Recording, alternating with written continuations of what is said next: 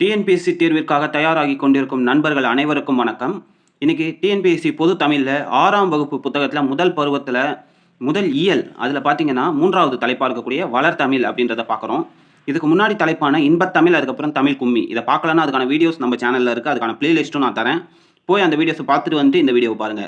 So வளர்தமிழ் அப்படின்றது வந்துட்டு தமிழுடைய சிறப்பு, தமிழ் எவ்வளோ பழமையானது, அதனுடைய சிறப்பு தன்மை என்ன அப்படின்றது தான் இந்த பாடத்தில் நம்ம பார்க்க போகிறோம். இதில் பெரும்பான்மையான அதிகப்படியான 1 மார்க் கொஸ்டின்ஸ் இந்த பகுதியிலேருந்து தான் நமக்கு கேட்பாங்க. சில பாடல் வரிகள், அதை கூறியது யாரு, ஒரு சில மேற்கோள்கள், அதுக்கப்புறமா வந்துட்டு ஒரு சில முக்கிய குறிப்புகள், தமிழை பற்றிய குறிப்புகள் எல்லாமே இங்கே இருக்குது. ஸோ இதை ஒரு ஃபாஸ்ட்டாக பார்த்தலாம். அதே நேரத்தில் எங்கெங்கெந்தெல்லாம் 1 மார்க் கேட்கறதுக்கான அந்த கொஸ்டின்ஸ் கேட்கறதுக்கான பாசிபிலிட்டிஸ் எங்கெங்கெந்தெல்லாம் இருக்கோ அது எல்லாத்தையுமே நம்ம பார்த்துக்கிட்டே போயிடலாம். ஸோ ஃபாஸ்ட்டாகவே பாடத்துக்குள்ளே போயிடலாம். வாங்க. வளர்தமிழ். இதில் ஃபர்ஸ்ட் பார்த்தீங்கன்னா, மனித இனம் கண்டறிந்த சிறந்த கண்டுபிடிப்பு மொழி.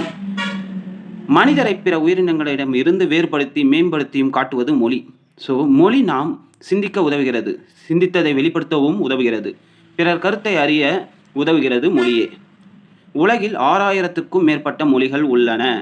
இவற்றுள் சில மொழிகள் மட்டுமே பேச்சு வடிவம், எழுத்து வடிவம் இரண்டையும் பெற்றுள்ளது. ஸோ இதில் சொல்லக்கூடிய ஒரு முக்கியமான பாயிண்ட் என்னன்னா, மனிதனுடைய கண்டுபிடிப்புகளிலே மிக சிறந்தது எதுனா மொழின்னு சொல்கிறாங்க. ஸோ ஃபர்ஸ்ட் பாயிண்ட், சிறந்த கண்டுபிடிப்பு எதுனா மொழி.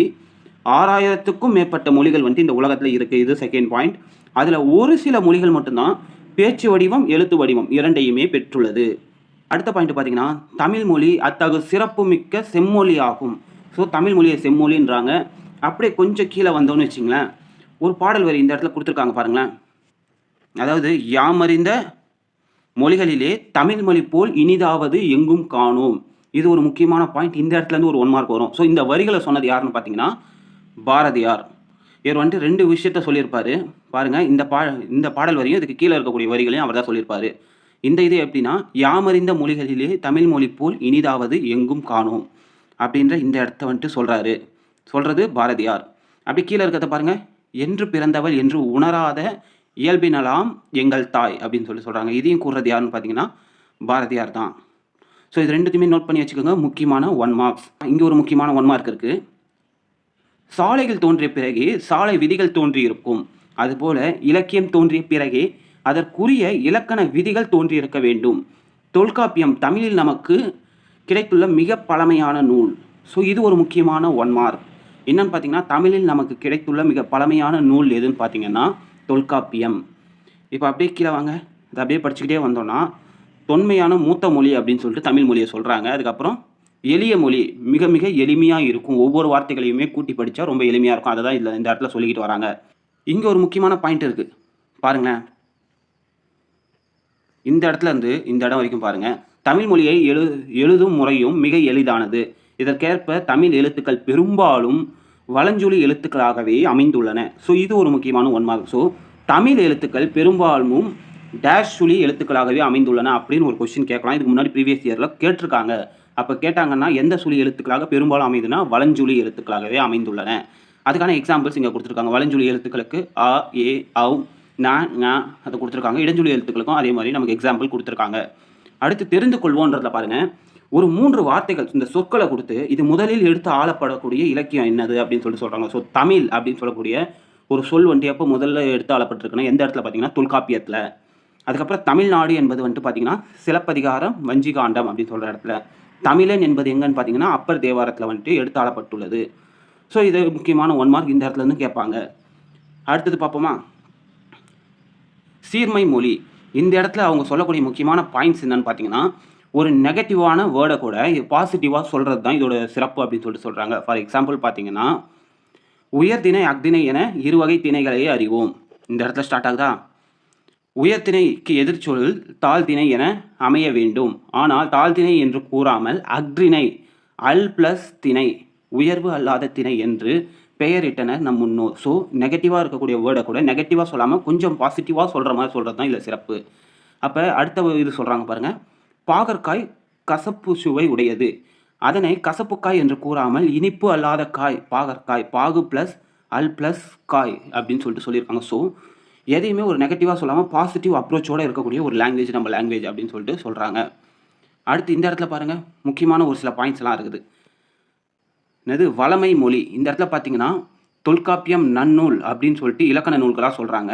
8 தொகை 10 பாட்டு பார்த்தீங்கன்னா இலக்கியங்களாக சொல்கிறாங்க. திருக்குறள், நாலடியார் பார்த்தீங்கன்னா அறநூல்களாக சொல்கிறாங்க. சிலப்பதிகாரம், மணிமேகலை பார்த்தீங்கன்னா காப்பியங்கள் அப்படின்னு சொல்லிட்டு சொல்கிறாங்க.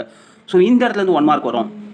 2 காப்பியங்கள் எதுன்னு பார்த்தீங்கன்னா நமக்கு வந்துட்டு சொல்லும்போது சிலப்பதிகாரமும் மணிமேகலையும். அப்போ அது அறநூல்கள் பார்த்தீங்கன்னா திருக்குறள், நாலடியார். இலக்கியங்கள் பார்த்தீங்கன்னா 8 தொகை 10 பாட்டு. இலக்கண நூல்கள் பார்த்தீங்கன்னா தொல்காப்பியம், நன்னூல் அப்படின்னு சொல்லிட்டு நமக்கு இந்த இடத்துலேருந்து 1 மார்க்ஸ் வரும். அடுத்தது இன்னொன்று பார்த்தீங்கன்னா இந்த இடத்துல இந்த ஒரு ஃபோட்டோவை பார்த்தீங்களா, இதையும் மெமரி பண்ணிக்கோங்க. ஒரு பூவனுடைய லைஃப் சைக்கிள் இருக்குது பார்த்தீங்களா, அந்த வாழ்க்கை சக்கரம்னு சொல்லிட்டு அது வந்துட்டு 7 நிலைகளாக இருக்குது. இதையும் ஒரு கேள்வியாக கேட்பாங்க. அப்போ திடீர்னு என்ன பண்ணுவாங்க, நடுவில் இருக்கக்கூடிய நிலை என்னது, முதல் நிலை என்னது, 2ஆம் நிலை என்னது, 5ஆம் நிலை என்னது, எந்த நிலையை கேட்குறாங்களோ அது பேர் தெரியணும் நமக்கு. இங்கே பாருங்கள், அரும்பு, மொட்டு, முகை, மலர், அலர், வி, செம்மல் அப்படின்னு சொல்லிட்டு 7 நிலைகளை வந்துட்டு சொல்லியிருக்காங்க. ஸோ இந்த 7 நிலைகள் நம்ம தெரிஞ்சுக்கணும். இதை தான் பார்த்தீங்கன்னா இந்த இடத்துலையும் கொடுத்துருக்காங்க. பூவின் 7 நிலைகளுக்கும் அப்படின்னு சொல்லிட்டு சொல்லியிருக்காங்க. இந்த பாயிண்ட் தெரிஞ்சுக்கிட்டிங்களா? இதையும் முக்கியமாக வந்துட்டு நோட் பண்ணி வச்சுக்கணும். அடுத்து பாருங்கள், இந்த இடத்துல ஓர் எழுத்து ஒரு சொல்லின் பொருள் தருவதுண்டு அப்படின்னு சொல்லிட்டு கொடுத்துருக்காங்க. அதாவது பார்த்தீங்கன்னா ஒரு எழுத்து இருக்கும், அது பல பொருட்களை வந்துட்டு தரும். ஃபார் எக்ஸாம்பிள் பார்த்தீங்கன்னா இந்த இடத்துல வந்துட்டு மா அப்படின்ற ஒரு வார்த்தையை வந்துட்டு கொடுத்துருக்காங்க. இந்த மான்றதுக்கு வந்துட்டு பார்த்தீங்கன்னா மரம், விலங்கு, பெரிய, திருமகள், அழகு, அறிவு, அளவு, அலைத்தல், துகள், மேன்மை, வயல், வண்டு அப்படின்னு சொல்லிட்டு கொடுத்துருக்காங்க. இதையும் நோட் பண்ணி வச்சுக்கோங்க. இதில் மான் கொடுத்து இதுக்கான பொருள் என்ன அப்படின்னு சொல்லிட்டு கேட்டாங்கன்னா நம்ம வந்துட்டு அதுக்கான சொல் என்ன வார்த்தை வரும் அப்படின்னு சொல்லிட்டு கேட்டாங்கன்னா நம்ம சொல்ல தெரிஞ்சுக்கணும். இதை நோட் பண்ணி வச்சுக்கணும். ஸோ அதிகப்படியான 1 மார்க் இந்த பகுதியிலேருந்து வந்து நிறைய பேர் ரொம்ப ஈஸியாக ஸ்கிப் பண்ணிட்டு போயிடுறாங்க இந்த இடத்த. பட் இந்த இடத்துல இருந்து தான் நிறையா கொஸ்டின்ஸ் வந்துட்டு 1 மார்க் கேட்குறாங்க. 6ஆம் வகுப்பை இந்த ஒரு பாடத்தை நிறைய பேர் சும்மாவே ஸ்கிப் பண்ணிட்டு போயிடுறாங்க. பட் இங்கேருந்து தான் நிறையா 1 மார்க் மானாவரியாக வருது பார்த்தீங்களா. அடுத்த தலைப்பு பார்த்துலாம். வளர்மொழியில் பார்த்தீங்கன்னா முக்கியமாக சொல்கிறது, தமிழுக்கு முத்தமிழ் என்னும் சிறப்பு பெயரும் உண்டு. நமக்கு முத்தமிழ்னு கேட்டாலே தெரியும், இயல், இசை, நாடகம். ஸோ இயல் தமிழ், இசை தமிழ், நாடகத்தமிழ். இயல் தமிழ் என்னன்னு பண்ணும் பாருங்கள். இயல் தமிழ் எண்ணத்தை வெளிப்படுத்தும். ஸோ இதை நீங்கள் நல்லா பார்த்துக்கோங்க. இங்கேருந்து 1 மார்க் கேட்டாங்கன்னா என்ன பண்ணுவீங்க, விட்டுட்டு போவீங்களா? இயல் தமிழ் எண்ணத்தை வெளிப்படுத்தும், இசைத்தமிழ் உள்ளத்தை மகிழ்விக்கும், நாடகத்தமிழ் உணர்வில் கலந்து வாழ்வை நல்வழிப்படுத்தும். ஸோ இதில் இருந்தும் நமக்கு 1 மார்க் கேட்கலாம். இயல் தமிழ் டேஷ் வெளிப்படுத்தும் அப்படின்னு கேட்கலாம், இல்லை எண்ணத்தை வெளிப்படுத்துவது எது அப்படின்னு கேட்கலாம். அப்போ நமக்கு இது தெரியணும். எப்படி உல்டாவாக லாஜிக்கலாக எப்படி மாற்றி கேட்டாலும் நமக்கு ஆன்சர் பண்ண தெரியணும். ஸோ இந்த இடத்துலேருந்து கொஷின்ஸ் கேட்டிருக்காங்க இதுக்கு முன்னாடி. அதனால தான் நான் திருப்பி நல்ல இது பண்ணி ஃபோக்கஸ் பண்ணி சொல்கிறேன். அதுக்கப்புறம் தமிழில் காலந்தோறும் பல வகையான இலக்கிய வடிவங்கள் புதிதாக உருவாகி வருகின்றன.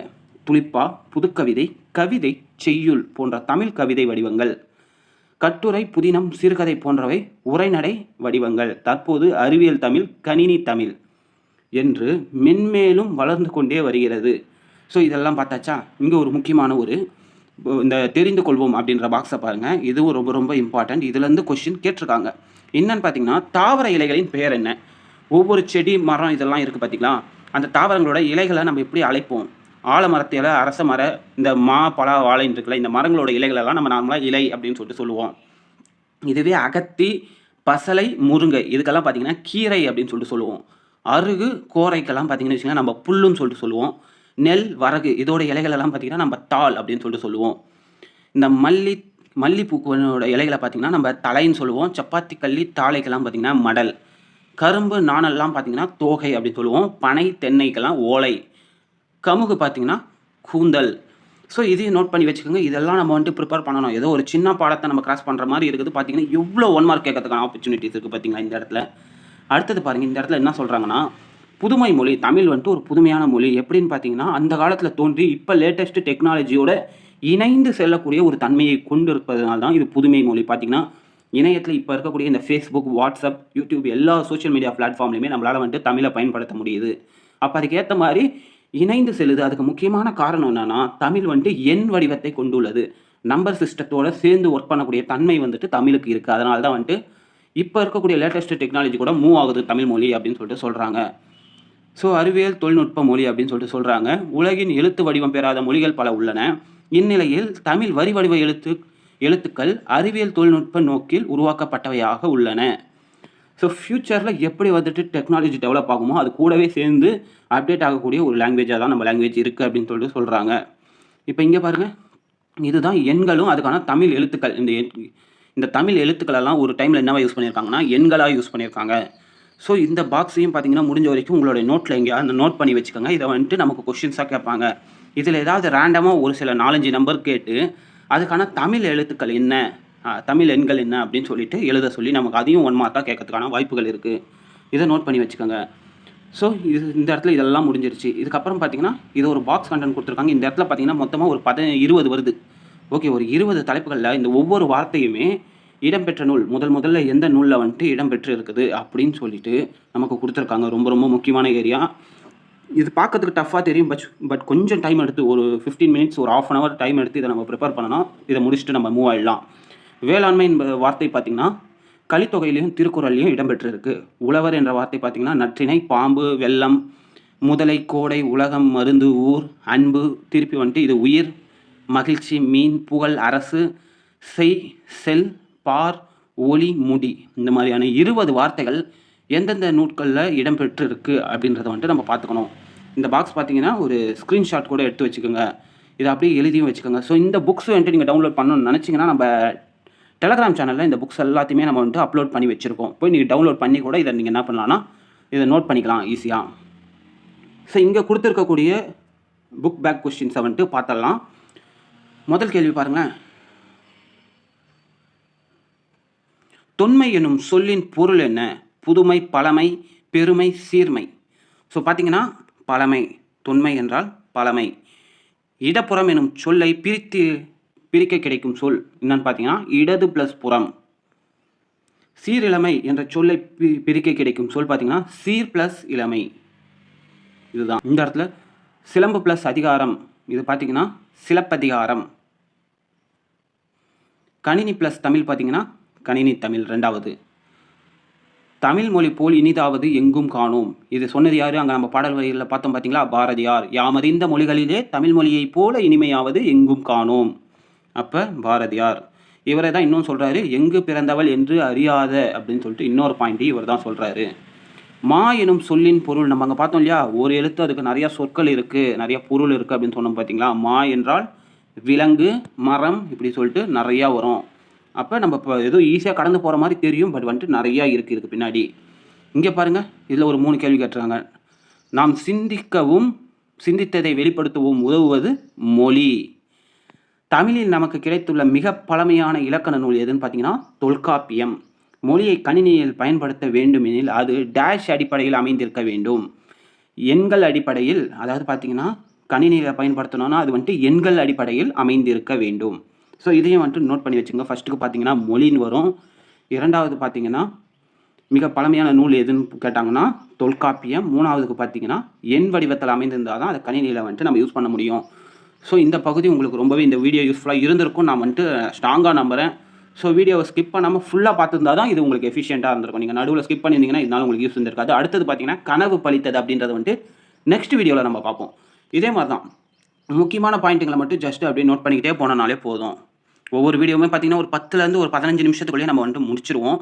அப்போ பார்த்தீங்கன்னா இந்த இடத்துல இன்றைக்கி இந்த பாடத்தை நம்ம முடிச்சிருக்கோம். பார்த்தீங்கன்னா வளர் தமிழ். இதுலேருந்து நிறைய 1 மார்க் கேட்பாங்க. நம்மள நிறைய பேர் என்ன பண்ணுறோம்னா 9th புத்தகத்துக்கும் 10th புத்தகத்துக்கும் கொடுக்கக்கூடிய ஃபோக்கஸை ஒரு 6th புக்குக்கு கொடுக்கறதில்ல.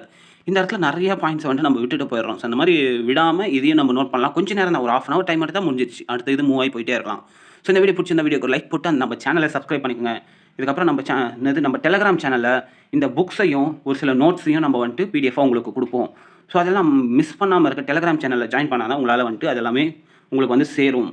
ஸோ மறக்காமல் டெலகிராம் சேனலையும் ஜாயின் பண்ணிக்கோங்க. டெஸ்ட்டெல்லாம் நீங்கள் ட்ரை பண்ணி பார்க்கணும் அப்படின்னு நினச்சிங்கன்னா நம்மளோட இன்ஸ்டாகிராம் பேஜில் பார்த்தீங்கன்னா ஒரு குவிஸ் மாதிரி டெய்லி வந்துட்டு உங்களுக்கு குவிஸ் வந்துட்டு வந்துக்கிட்டே இருக்கும். அதையும் அட்டன் பண்ணி பாருங்கள். ஓகே, தேங்க்யூ ஃபார் வாட்சிங்.